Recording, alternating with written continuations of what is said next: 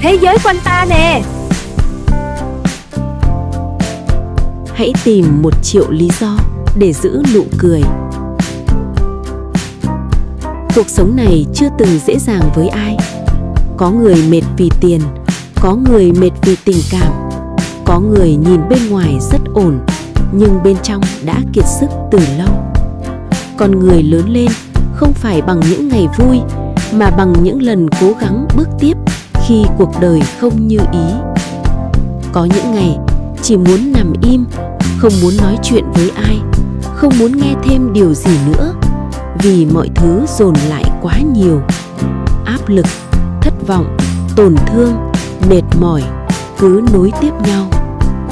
Có những người từng rất hay cười, nhưng rồi cuộc đời làm họ im lặng dần, không còn hào hứng như trước, không còn tin mọi thứ sẽ tốt lên nhanh như trước, vì họ đã trải qua quá nhiều chuyện khiến lòng mình nặng xuống.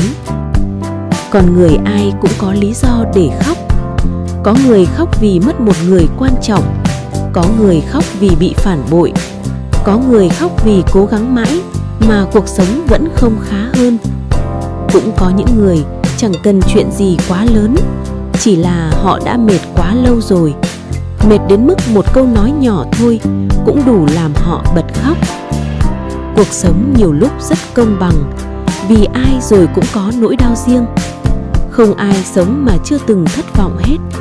Điều khác nhau chỉ là có người giấu rất giỏi. Đó là khi bạn vẫn cười, vẫn đi làm, vẫn xuất hiện bình thường, nhưng bên trong lại chẳng còn bao nhiêu năng lượng nữa. Người ngoài nhìn vào tưởng bạn ổn, chỉ mình bạn biết mỗi ngày mình đang cố đến mức nào. Có những đêm rất dài, nằm nhìn trần nhà, suy nghĩ đủ thứ, lo cho tương lai, buồn vì quá khứ, mệt với hiện tại. Nhưng sáng hôm sau vẫn phải thức dậy như chưa có chuyện gì xảy ra. Đó là cuộc sống của rất nhiều người trưởng thành. Con người càng lớn càng ít được phép yếu đuối, không phải vì họ mạnh hơn mà vì họ hiểu không ai có thể sống thay mình được. Có lúc cuộc đời lấy đi rất nhiều thứ: tiền bạc, công việc, các mối quan hệ, niềm tin. Có những giai đoạn mọi thứ xảy ra cùng một lúc khiến bạn cảm giác như mình sắp gục xuống. Và thật lòng mà nói, có những lúc con người chỉ muốn buông hết, muốn biến mất vài ngày, muốn không phải suy nghĩ nữa. Nhưng rồi cuối cùng người ta vẫn tiếp tục sống, vì sâu trong lòng ai cũng còn một chút hy vọng. Một chút thôi nhưng đủ để đứng dậy tiếp. Có một điều rất lạ, cuộc đời dù tệ đến đâu vẫn luôn để lại đâu đó vài điều tốt đẹp. Chỉ là lúc quá đau, con người thường quên nhìn thấy nó. Một người mẹ vẫn chờ bạn về ăn cơm, một người bạn thật lòng vẫn hỏi bạn ổn không. Một buổi sáng thức dậy thấy mình còn khỏe mạnh. Đó đều là những điều đáng quý.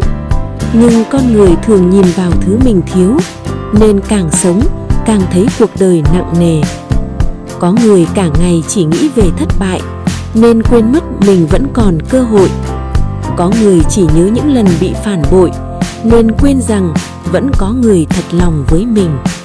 Có người chỉ nhìn vào khó khăn hiện tại, nên quên rằng mình đã từng vượt qua rất nhiều chuyện rồi. Thật ra, con người đau nhiều không chỉ vì biến cố, mà vì họ giữ nỗi đau đó quá lâu trong lòng. Có những chuyện càng nghĩ càng mệt, nhưng không nghĩ cũng không được, nên người ta cứ tự làm mình kiệt sức bằng những điều đã qua.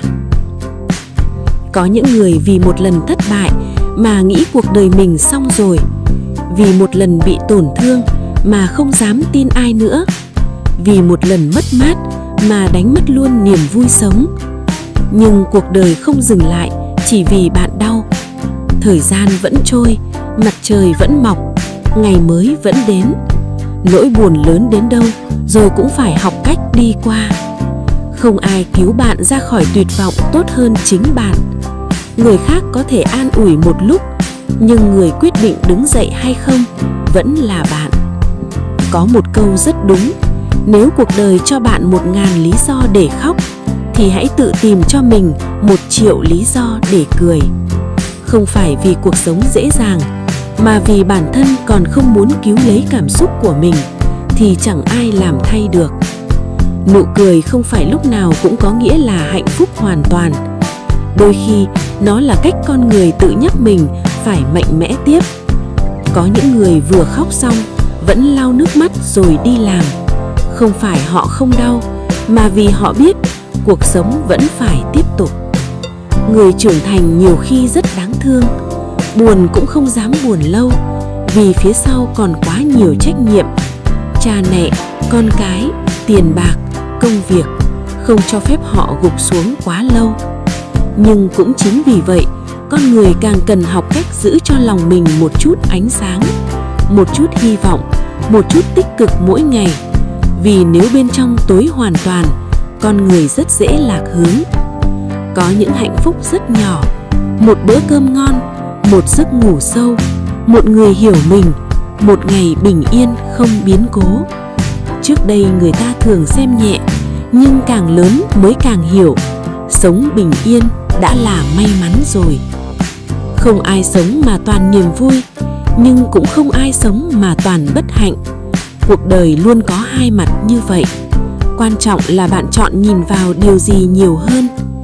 Nếu chỉ giữ nỗi đau trong đầu, bạn sẽ thấy cuộc sống toàn màu xám. Nhưng nếu vẫn còn biết trân trọng những điều nhỏ bé, bạn sẽ thấy mình vẫn còn rất nhiều lý do để tiếp tục. Có những người trải qua rất nhiều biến cố, nhưng họ vẫn dịu dàng. Không phải vì họ chưa từng đau, mà vì họ hiểu sống tiêu cực chỉ làm mình mệt hơn thôi. Nên họ chọn cười, chọn nhẹ lòng, chọn tha thứ cho những điều không đáng giữ nữa. Đó không phải yếu đuối, đó là trưởng thành. Trưởng thành là khi con người hiểu rằng cuộc đời vốn không hoàn hảo, con người cũng không hoàn hảo. Nên thay vì đòi hỏi mọi thứ phải như ý, họ học cách chấp nhận, học cách bước tiếp và học cách tự làm lòng mình dịu lại. Có những ngày rất tệ, rất áp lực, rất muốn bỏ cuộc.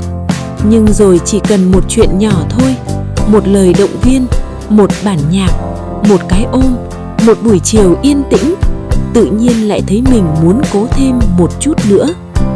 Con người thật ra mạnh mẽ hơn mình nghĩ rất nhiều. Chỉ cần còn hy vọng thì vẫn có thể đi tiếp. Nên nếu hôm nay bạn đang rất mệt thì hãy cho bản thân nghỉ một chút. Nhưng đừng bỏ cuộc với cuộc đời này quá sớm.